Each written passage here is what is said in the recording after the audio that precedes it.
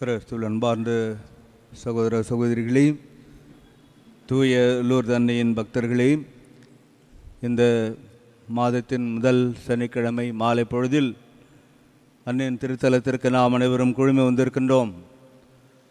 அந்த அன்னை நம்மை தம்முடைய சொந்த பிள்ளைகளாகவே அவர் நேசிக்கிறார்.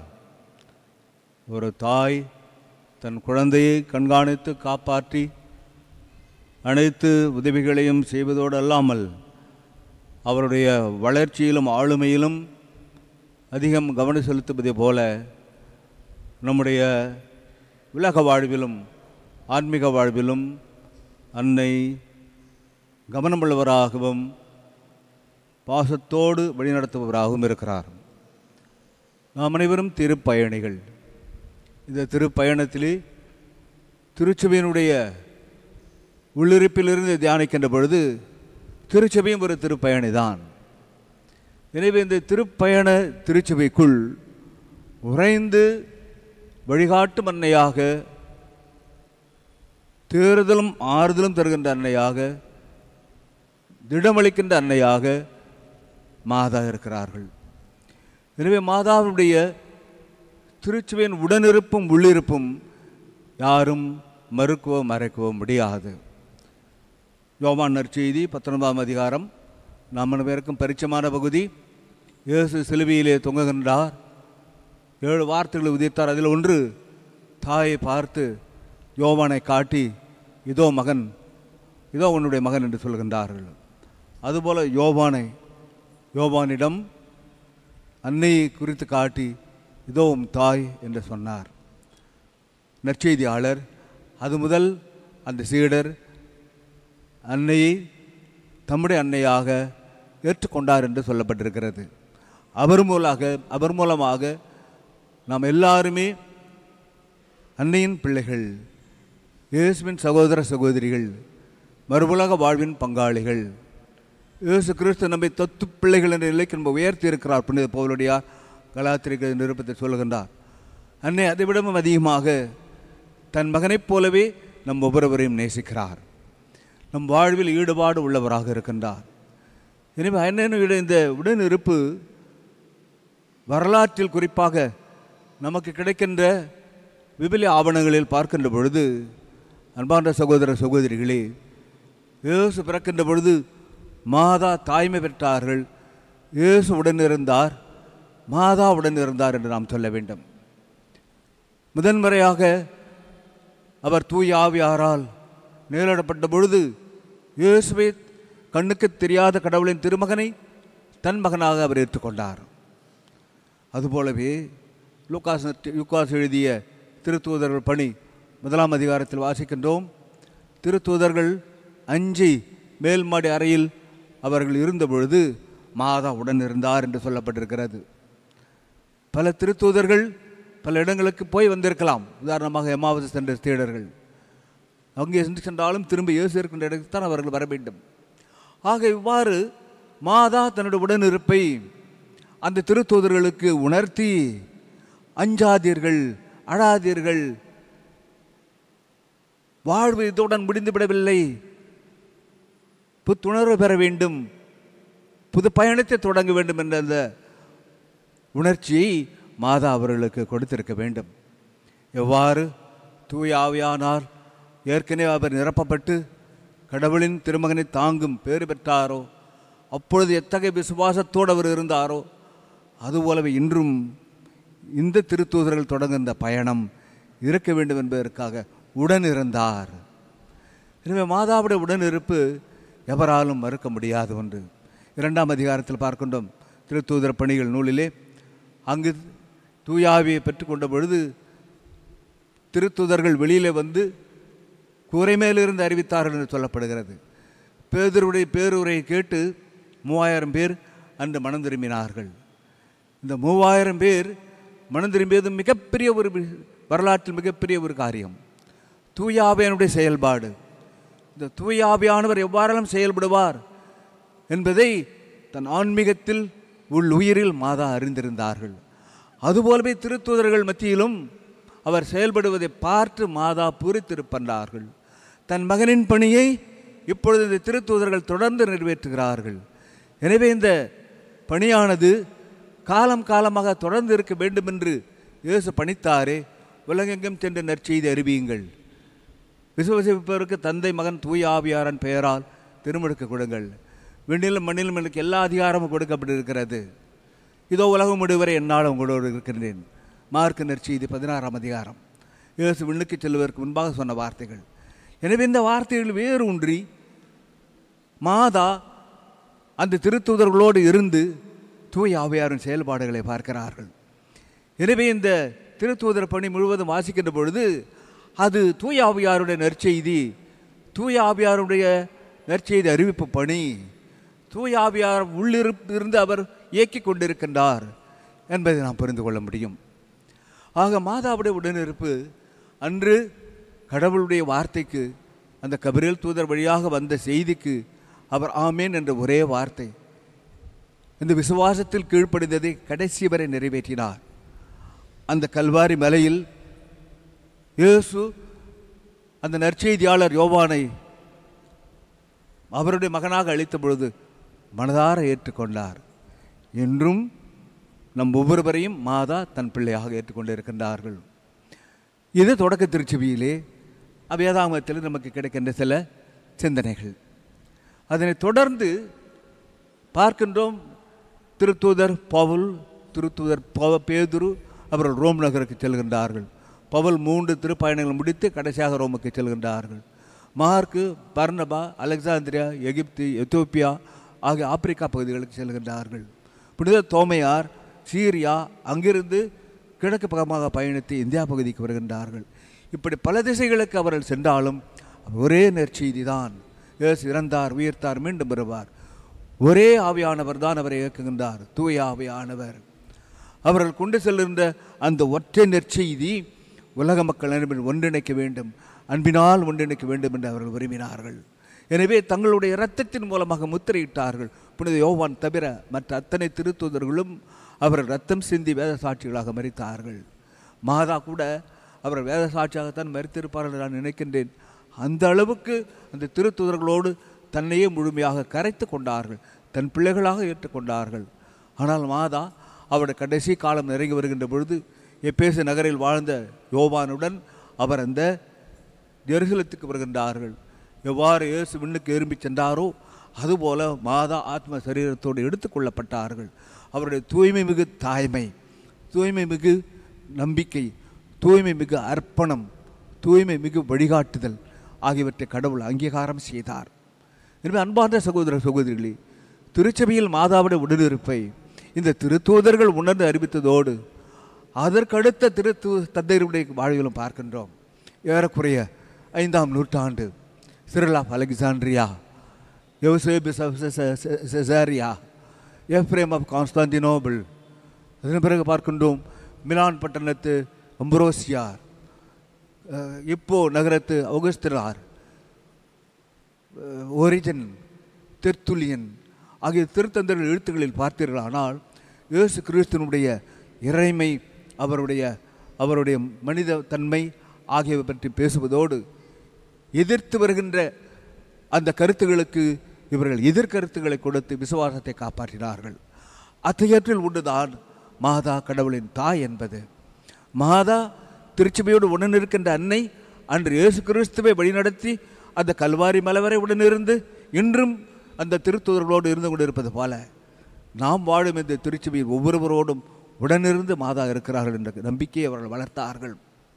எனவே இந்த திருத்தூதர்களுடைய காலத்திலே குறிப்பாக அலெக்சாந்திரியா நகரத்து அந்த சிரில் என்பவர், அவர் காலத்தில் நெஸ்டோரிஸ் என்பவர் ஒரு தவறான கருத்தை சொன்னார். மாதா கடவுளின் தாய் இல்லை, அவர் இயேசு என்ற மனிதனை பெற்றெடுத்தார், அதற்குள் அந்த 2ஆம் ஆளாக சுதராக சர்வேசன் நுழைந்து கொண்டார் என்பது போல ஒரு கருத்தை சொன்னார். அவர் செமினரிலே ப்ரொஃபஸராக இருந்தவர், பேராசிரியர், நிறைய படித்தவர், ஆயராக கூட அவருக்கு வாய்ப்பு இருந்தது. அத்தகைய மனிதர் தவறான வழியில் சென்ற பொழுது நிறைய பேர் அவரை பின்பற்றி சென்றார்கள். இதனை கேள்விப்பட்ட அலெக்சாந்திரியா நகரத்து சிரில் என்பவர் திருச்சங்கம் கூட்டி மாதா கடவுளின் தாய் என்பதை நிறுவி 108 ஷரத்துக்கள் அடங்கிய எதிர்கருத்துக்களை, அதாவது தீய கருத்துக்களை தவறான கருத்துக்களை உடைக்கின்ற கருத்துக்களை சொன்னதோடு நெஸ்டோரியஸை மதப்பரப்பாக்கினார். அதன் பிறகுதான் ரோமிலிருந்து பிரதிநிதிகள் வந்து சேர்ந்தார்கள். எப்பொழுதும் ரோமே தலைமையகத்தினுடைய வார்த்தைக்கு மரியாதை அளிக்கின்ற இந்த கப்பதோச்சியன் திருச்சபை, எத்தியோப்பிய திருச்சபை, கான்ஸ்டாந்தினோப்பிள், தமாஸ்கஸ் ஆகிய இந்த திருச்சபை மக்கள் எல்லாரும் ரோமைக்காக காத்திருந்தார்கள். சிரில் சொன்னது சரியே என்று சொல்லி ஏற்றுக்கொண்டு மாதா கடவுளின் தாய் என்று அறிக்கை செய்தார்கள். அத்துடன் இணைந்த கருத்து தான் மாதா திருச்சபையின் அன்னை. 1886ஆம் ஆண்டு அப்போதைய திருத்தந்தை 13ஆம் சிங்கராயர் அவர்தான் மிக அழுத்தமாக பல ஆண்டுகளாக இலைமறை காயாக கடைபிடிக்கப்பட்ட வந்த சிறிய ஒரு நினைவு கூறுதல் விழா மாதா திருச்சபையின் தாய் என்ற கருத்தை உலகளாவிய காலண்டரில் அவர் சேர்த்தார். மாதா திருச்சபையின் அன்னை, நம்மை விட்டு பிரியாத அன்னை, அவருடைய தாய்மையினுடைய பலன்களை பெருந்தவர்களை இன்னும் நாம் பெறுகின்றோம். எனவே அந்த அன்னைக்கு நாம் நன்றி உள்ளவராக இருக்க வேண்டும். அந்த அன்னைக்கு இன்னும் பல பக்தி முயற்சிகளை மேற்கொள்ள வேண்டும் என்றுதான் இந்த மே மாதம் இந்த வணக்க மாதமாக அனுசரிக்க அவர் கட்டளை பிறப்பித்தார். அதன் பிறகு பார்க்கின்றோம் 1963 68 வரை இரண்டாம் வத்திக்கான் சங்கம். இந்த இரண்டாம் வத்திக்கான் சங்கம் முடிவுகின்ற பொழுது அப்பொழுதைய திருத்தந்தை புனித திருத்தந்தை 6வது பவுல் அவர்கள் மாதா திருச்சபை அன்னை என்பதை அறிக்கை செய்து அது சாதாரண ஒரு நினைவு கூறுதலாக, அதாவது விருப்ப நினைவு கூறுதலாக அவர் இந்த திருப்பலி புத்தகத்திலே மாதாவுக்கான மன்றாட்டுகளை இணைத்தார். நம்முடைய முன்னாள் திருத்தந்தை 2வது ஜான் பால் அவர்கள் எப்பொழுது மாதா அருளப்பரை யோவானை தன் மகனாக ஏற்றுக்கொண்டாரோ அது முதற்கொண்டு வருகின்ற தலைமுறை எல்லா கிறிஸ்தவ மக்களையும் மாதா தன் தாயாக ஏற்றுக்கொள்கிறார் என்று சொல்லி அவர் மாதாவின் பக்தராக மாறினார். அவர் திருச்சபை மாலையினுடைய திருத்தந்தையாக இருந்தார். 2002ஆம் ஆண்டை திருச்சபை மாலையினுடைய ஆண்டாக அறிவித்தார். திருச்சபை மாலைக்கு மகிமை கொடுத்ததோடு 1983ஆம் ஆண்டு மே மாதம் 13ஆம் தேதி அவர் துப்பாக்கியால் சுடப்பட்ட பொழுது அவரை மருத்துவமனையில் கொண்டு போய் சேர்ப்பித்து குண்டுகளை வெளியில் எடுத்து அவற்றை காப்பாற்றினார்கள். 2000 ஆண்டு பாத்தியமார் அவருக்கு அவர் திருப்பயணம் மேற்கொண்டு திருச்சபையோடு உடனிருந்து வழிநடத்தும் அன்னையே என்று சொல்லி இந்த குண்டை உம்முடைய காணிக்காக அளிக்கிறேன் சொல்லி மாதாவுக்கு அவருடைய திருமுடியிலே அதை காணிக்காக வைத்து விட்டு வந்தார். ஆக ஒவ்வொரு திருத்தந்தையும் அவரவர் காலத்தில் திருச்சபையோடு உடன் பயணம் அன்னையை நினைவு கூறாமல் இல்லை. நாம் தான் பல நேரங்களில் மாதாவுடைய அந்த உடனிருப்பை, அவருடைய தாய்மையை, பரிவை புரிந்து கொள்ளாமல் இருக்கின்றோம். பல நேரங்களில் நமக்கு ஏதாவது துன்பம், கஷ்டம், வேதனை வருகின்ற பொழுதுதான் அதை பற்றி அதிகமாக நாம் சிந்திக்கின்றோம்.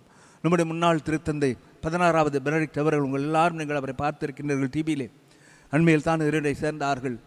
ஜீசஸ் ஆஃப் நாசரேத் என்ற ஒரு நூல், அதில் அவர் அழகாக எழுதுகின்றார், இயேசுவின் முகம் அது மாதாவின் முகம், அது கடவுளின் திருமுகம்.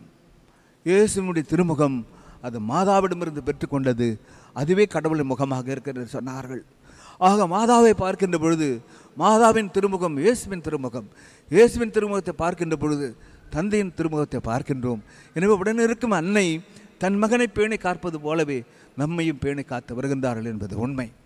பழைய ஆகமத்திலே 1வது அரசர் நூலிலே சாலமனுடைய அவர் அரச பதவி ஏற்ற பிற்பாடு சில கோரிக்கைகளோடு அவருடைய அன்னையார் அந்த அரண்மனையிலே அது கொலுவேற்றிருக்கின்ற இடத்திற்கு வருகின்றார்கள். அப்பொழுது அன்னையார் வருவதை பார்த்து சாலமன் அரசர் எழுந்து நிற்கின்றார். அப்பொழுது தான் அமர்ந்திருக்கின்ற இருக்கைக்கு அருகிலேயே இன்னொரு இருக்கை வைக்க சொல்லி அந்த இருக்கையிலே தன் தாயை அமரச் செய்கின்றார். அப்பொழுது உருவானதான் அந்த சங்கீதம், ஓபீர் தங்க அணிகள் அணிந்து அரசி உமது வலப்புறம் நிற்கிறார் என்ற சங்கீதம். மக்கள் எல்லாரும் பாடினார்கள். ஆக இந்த ராசாவுக்குரிய அந்த மரியாதை, அந்த வணக்கம் தாய்க்கும் அளிக்கப்பட்டது.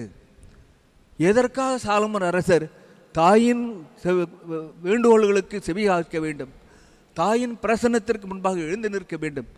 அவர் பல நகரங்களை ஆளுகின்ற, பல இனங்களை ஆளுகின்ற மன்னராக இருந்தும் கூட, பல எல்லைகளை கடந்து அவருடைய புகழ் பரப்பியிருந்தும் கூட தாய்க்கு அவ்வளவு பெரிய மரியாதை அளிக்கிறார் என்றால் தாய்மையினுடைய தனித்துவம். வேறு யாரும் தாய் ஒருவர் தான் தாயாக இருக்க முடியும். தாய்மை என்ற பெயரிலே தவறான கருத்துக்களை நாம் பேச முடியாது. தாய்க்கு தன் பிள்ளைதான் மிக முக்கியம். தாய்க்கு தன்னுடைய தாய்மை குணம்தான் முக்கியம். அவர் முன்பாக வேறு பேரில் இருந்திருக்கலாம், ஆனால் எப்பொழுது அவர் குழந்தையை தாங்குகின்றாரோ, இன்னொரு ஜீவனுக்கு அவர் உயிர் தருகின்றாரோ, அப்பொழுதே அந்த கடவுளுடைய படைப்பாடலில் பங்கு பெறுவதோடு கடவுளின் பரிவிலும் அவர் பங்கு பெறுகின்றார், கடவுளின் பராமரிப்பு பணியிலும் பங்கு பெறுகின்றார். இவ்வாறு பராமரிப்பது அந்த குழந்தை நல்லவனாக இருந்தாலும் தீவனாக இருந்தாலும் அந்த தாய்க்கு குழந்தை தான். எத்தனை ஆண்டுகள் ஆனாலும் தான் தேய்ந்து போனாலும் தன் மகன் வளர வேண்டும் நினைப்பது தாய்மை. எனவே நம்முடைய திருத்தந்தை 16வது பெனடிக்ட் அவர்கள் அந்த நசரேத்து வாழ்வை சொல்லுகின்ற பொழுது மாதாவினுடைய முக்கியத்துவத்தை மிக அதிகமாக அந்த நூலிலே செய்வதை பார்க்கின்றோம். தற்போது திருத்தந்தை பிரான்சிஸ் அவர்கள் இந்த விழாவை ஏற்படுத்தினார்கள். பல நூற்றாண்டு காலமாக சாதாரண நினைவாக அல்லது விருப்ப நினைவாக இருந்தது. இப்பொழுது நினைவு திருவிழாவாக கொண்டாட வேண்டும். அதற்கென ஒரு நாளை குறிக்க வேண்டும். அதுதான் பெந்தகோஸ்தே, திருச்சபை பிறந்த நாளுக்கு அடுத்த நாள் மாதா திருச்சபையுடைய அன்னை என்ற விழாவை 2018ஆம் ஆண்டு அவர்கள் நிறுவினார்கள். அன்பார்ந்த சகோதர சகோதரிகளே, மாதாவின் உடனிருப்பு யாராலும் மறுக்க முடியாது, மாற்ற முடியாது. ஊதாரி பிள்ளை பல திசைக்கு சென்றாலும் திரவியங்கள் எல்லாம் கொண்டு போய் வீணடித்தாலும் தந்தையினுடைய இதயம் அவனை தேடி சென்று கொண்டிருந்தது. எனவே தந்தை தான் ஊதாரி தந்தையாக இருந்தார். அதுபோல நாம் பலவாறான எண்ணங்கள் இருந்தாலும் பலவாறான குறிக்கோள்கள் உடையவர்களாக இருந்தாலும் மாதா நம்மை தேடி மனதளவிலே ஆன்ம அளவிலே நம்மை பின்பற்றி வருகின்ற அன்னையாக இருந்து கொண்டிருக்கின்றார்கள். நாம் செய்கின்ற ஒவ்வொரு செயல்பாடுகளும் மாதாவின் இதயத்தில் பொறிக்கப்படுகின்றன. ஏனெனில் நம் எல்லாரையும் இயேசு அவரிடம் ஒப்படைத்திருக்கின்றார்கள். கடைசி காலத்தில் அவர் கணக்கு கொடுக்க வேண்டும். எனவே தன் கணக்கு சரியாக இருக்க வேண்டும் என்பதற்காக அந்த அன்னை எல்லாவற்றையும் மீறி பரிவுள்ள அன்னையாக இருக்கின்றார்கள். மே மாதத்தில் நீங்கள் இந்த வணக்க மாதம் வாசிக்கின்ற பொழுது கவனித்திருப்பீர்கள், பல புதுமைகள் வாசிக்கப்படுகின்றன. நரகத்தில் விடப்போகின்ற ஆணமாக்களை கூட அந்த நேரத்தில் மீட்டெடுக்கின்ற வலிமை உள்ளவராக மாதா இருக்கின்றார்கள். இது சம்பந்தமாக ஒரு நகைச்சுவையான ஒரு சிறுகதை சொல்லுவார்கள். அதாவது பேதுரு அந்த வருபவர்களை எல்லாம் மோட்சத்திற்கு அனுப்பி கொண்டிருந்தார். அப்பொழுது இயேசு கிறிஸ்து பார்வையிட வந்த பொழுது, நான் ஒரு 100 பேர் தானே என்று அனுப்பினேன், ஆனால் இங்கே 150 பேர் இருக்கின்றார்களே, எப்படி என்று கேட்டபொழுது, ஆண்டவரே நீர் 100 பேர் தான் அனுப்பின, கணக்கு சரியாக இருக்கிறது. ஆனால் உம்முடைய அன்னை இந்த சாகின்ற பொழுது பாவப்பட்டு மிகவும் அழுது ஓலமிட்டு மாதாவிட உதவி கேட்ட அந்த பிள்ளை உடனிருக்கும் அன்னை அந்த ஜன்னல் வழியாக எல்லாவரும் உள்ளே விட்டு விட்டார்கள் ஆண்டவரே என்று சொல்லி அவர் சொன்னதாக அந்த சிறு கதை போகிறது. மாதா அந்த அளவுக்கு பிரியமுள்ளவர்கள், பாசமுள்ளவர்களாக இருக்கின்றார்கள். எனவே தான் இந்த திருத்தலத்தை தேடி நாம் வந்திருக்கின்றோம். இயேசு கிறிஸ்து சர்வ அதிகாரம் உள்ளவர், அதிகாரமிக்கவரை பெற்றெடுத்த அந்த அன்னை அதிகாரம் இல்லாதவராகவே இன்னும் இருக்கின்றார். இன்று கூட திருப்பலி ஆற்றுகின்ற ஒவ்வொரு குருவின் அருகிலும் தாயாக அவர் இருந்து அவர்களுக்கு பரிவும் இறக்கம் காட்டுகின்ற தாயாக இருக்கின்றார்கள். தன்னுடைய பிள்ளைகளுடைய குரலை கேட்கின்றும் தாயாக இருக்கின்றார்கள். நான் ஆலயத்திற்கு வருவதற்கு முன்பாக பங்குத்தந்தையை சந்திக்க சென்ற பொழுது அவருடைய மேசைக்கு அருகிலே மாதாவுடைய சுரூபம், லூர்து அன்னையுடைய சுரூபம் வைக்கப்பட்டிருக்கிறது. அதனுடைய அந்த கூட்டிலே மேலே எழுதப்பட்டிருக்கிறது, அழாதே அஞ்சாதீர். இயேசு கிறிஸ்து உயர் தாண்டவர் தோன்றிய பொழுது அந்த திருத்தூதர்களுக்கு அஞ்சாதீர் என்று சொன்னார்கள். மாதா துயரத்தில் துன்பத்தில் கஷ்டப்படும் நம் ஒவ்வொருவரையும் பார்த்து, அழாதீர், நான் இருக்கிறேன், அஞ்சாதீர், என் மகன் இருக்கிறார் என்று சொல்லுகின்ற அன்னையாக இருந்து கொண்டிருக்கின்றார்கள். எனவே அன்பார்ந்த சகோதர சகோதரிகளே, வரலாற்றிலும் வேதாகமத்திலும் பாரம்பரியத்திலும் திருத்தந்தையருடைய வாழ்விலும் எல்லா மக்களுடைய வாழ்விலும் பார்க்கின்ற பொழுது அன்னை நம் ஒவ்வொருவரையும் கரத்தில் பொறித்து எழுதி வைத்து அவர் கண்காணித்து வருகின்றார்கள். முடிப்பதற்கு முன்பாக ஒரு அன்னையானவர், நாங்கள் இளம் உருவாகின்ற பொழுது கேள்விப்பட்ட ஒரு வரலாறு, கும்பகோணத்திலே மிகவும் ஏழ்மை குடும்பத்திலிருந்த விதவி தாய், ஒற்றை மகன், படிக்க வைத்து வெளிநாட்டுக்கு வாய்ப்பு கிடைத்தது. அங்கே சென்றான். பல ஆண்டுகள் அந்த மகன் ஒவ்வொரு மாதம் ஒரு கடிதம் எழுதி அனுப்பினான். அத்துடன் சிறிய சிறிய தொகை பணமும் அனுப்பினான். இந்த அன்னை தனியாகவே காடுகளிலே பாடுபட்டு அவர் பத்திரமாக இருந்து கொண்டிருந்தார் தான். அக்கம் பக்கத்தில் இருப்பவர்கள் உதவி செய்தார்கள். ஆனால் தன் மகன் எப்பொழுது வருவான் என்று தினம் அவர்கள் நினைத்து கொண்டு ஜெபித்து கொண்டே இருந்தார்கள். அந்த மகன் ஏறக்குறைய 20-25 ஆண்டுகளும் அவன் வராமல் போகவே அவர் தன்னுடைய நம்பிக்கை இழந்து போய் மிகவும் நொந்து அழுகின்ற சூழலில் அவர்கள் தள்ளப்பட்டார்கள். பிரஷர், அதிகப்படியான வியாதிகள், அதிகப்படியான மன அழுத்தம், இதனால் கஷ்டப்பட்டு கொண்டிருந்தவர் தன் மகனின் பெயரை தவிர வேறு எந்த பெயர் அவருக்கு சொல்ல வரவில்லை. அந்த மனிதன் ஒரு நாள் தன்னுடைய குடும்பத்தோடு வருகின்றான். பல ஆண்டுகள் 25 30 ஆண்டுகள் இருந்தவன் அங்கே குழந்தை குடும்பம் என்று அவன் இருந்தவன் அவன் திரும்ப வருகின்றான். அன்னையை பார்ப்பதற்காக வந்த பொழுது வீட்டின் முன்பாக பெரும் கூட்டம் இருந்தது. என்ன என்று பார்க்க ஓடி பார்த்து நான் வருகிறேன் என்று எல்லாரும் வந்திருக்கிறார்கள் போல இருக்கிறது என்று நினைத்து கொண்டிருந்தார்கள். ஓடி போய் பார்த்த பொழுது அன்னையானவர் இறந்திருந்தார்கள். அவருடைய கரத்திலே இவன் வருவதற்கு முன்பாக எழுதப்பட்டிருந்த கடிதம் அது அவர் கரத்தில் இருக்கிறது. ஆனால் தான் வருகிறேன் என்பதை அந்த மனிதன் சொல்லவில்லை, அந்த கடிதத்தில் எழுதவில்லை. தன்னை அன்னையை பார்த்துவிட்டு வீட்டில் திரும்பி பார்த்தால் எங்கு பார்த்தாலும் அவன் எழுதிய மடல், அவனுடைய எழுதிய எழுத்துக்களை அந்த சுவர் முழுவதும் அறைகள் முழுவதும் அந்த 25 ஆண்டுகளுக்கும் அதிகமாக அவன் எழுதிய கடிதங்களை அங்காங்கு ஒட்ட வைத்து ஒவ்வொரு நாளும் அந்த மடலிடம் போய் போய் தன் மகனுக்காக ஜெபித்து அந்த அன்னை வாழ்ந்திருக்கிறார்கள். இதுதான் தேவ அன்னை. நம் ஒவ்வொருவரையும் கரத்தில் பொறித்திருக்கின்றார்கள். நம் வேதனைகளையும் கஷ்டங்களை துன்பங்களையும் அறிந்தவர்களாக இருக்கின்றார்கள். துணிவோடு வருவோம், அழாது என்று சொல்லுகின்ற அன்னையினுடைய பருவுள்ள வார்த்தைகளை கேட்டு தைரியம் கொள்வோம். நாம் சந்திக்கின்ற பலவிதமான சூழல்களை துணிச்சலோடு நாம் சந்திப்போம்.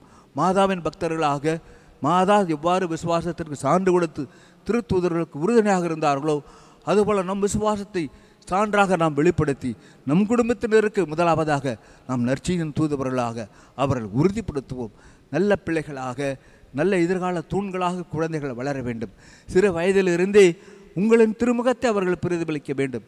இயேசு மாதாவின் திருமுகத்தையும் தந்தை கடவுளின் திருமுகத்தையும் பிரதிபலித்தது போல தன்னையினுடைய பண்புகளை குழந்தைகளில் பார்க்கின்றோம். அதுபோல் நம்முடைய பண்பு நலன்களை பார்த்து இவர்கள் மாதாவின் பிள்ளைகள் என்று மக்கள் நன்றாக நம்மை வாழ்த்துவார்கள். இந்த அருளை கேட்டு இந்த திருப்பலியிலே நாம் மன்றாடுவோம். ஆமீன்.